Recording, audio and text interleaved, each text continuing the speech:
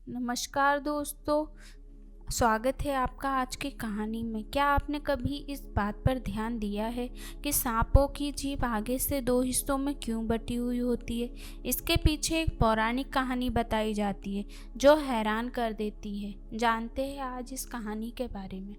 महाभारत के अनुसार महर्षि कश्यप की 13 पत्नियां थीं। इनमें से कद्रु भी एक थी। सभी नाग कद्रु की ही संतान हैं। वही महर्षि कश्यप की एक अन्य पत्नी का नाम विंता था, जिनके पुत्र पक्षीराज गरुड़ है। एक बार महर्षि कश्यप की दोनों पत्नियों कद्रु और विंता ने एक सफ़ेद घोड़ा देखा। उसे देखकर कद्रु ने कहा कि इस घोड़े की पूंछ काली है, और विंता ने कहा नहीं, सफ़ेद है। इस बात पर दोनों में शर्त लग गई। तब कद्रु ने अपने नाग पुत्रों से कहा कि वो अपना आकार छोटा करके घोड़े की पूंछ से लिपट जाए, ताकि घोड़े की पूंछ काली नजर आए और वह शर्त जीत जाए। उस समय कुछ नाग पुत्रों ने ऐसा करने से मना कर दिया। तब कद्रु ने अपने पुत्रों को ही श्राप दे दिया कि तुम राजा जनमेजय के यज्ञ में भस्म हो जाओगे। श्राप की बात सुनकर सभी नागपुत्र अपनी माता के कहे अनुसार उस सफ़ेद घोड़े की पूंछ से लिपट गए, जिससे उस घोड़े की पूंछ काली दिखाई देने लगी। शर्त हारने के कारण विंता कद्रु की दासी बन गई।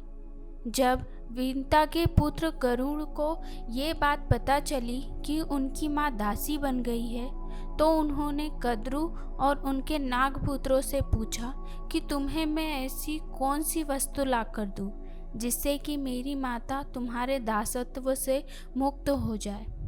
तब नागपुत्रों ने कहा कि तुम हमें स्वर्ग से अमृत लाकर दोगे तो तुम्हारी माता हमारी माता के दासत्व से मुक्त हो जाएगी। नागपुत्रों के कहे अनुसार गरुड़ स्वर्ग से अमृत कलश ले आए और उसे कुशा पर रख दिया। उन्होंने सभी नागों से कहा कि अमृत पीने से पहले सभी स्नान करके आए।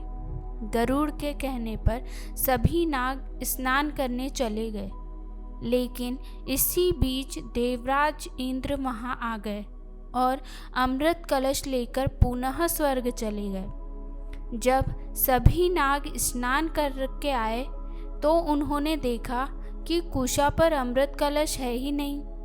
इसके बाद सांपों ने उस घास को ही चाटना शुरू कर दिया जिस पर अमृत कलश रखा था। उन्हें लगा कि इस जगह पर अमृत का थोड़ा अंश जरूर गिरा होगा। ऐसा करने से उन्हें अमृत की प्राप्ति तो नहीं हुई, लेकिन घास की वजह ही उनकी जीभ के 2 टुकड़े हो गए।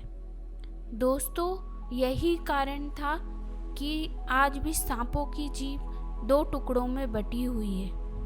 आपको ये कहानी कैसी लगी हमें कमेंट बॉक्स में ज़रूर बताएं। धन्यवाद।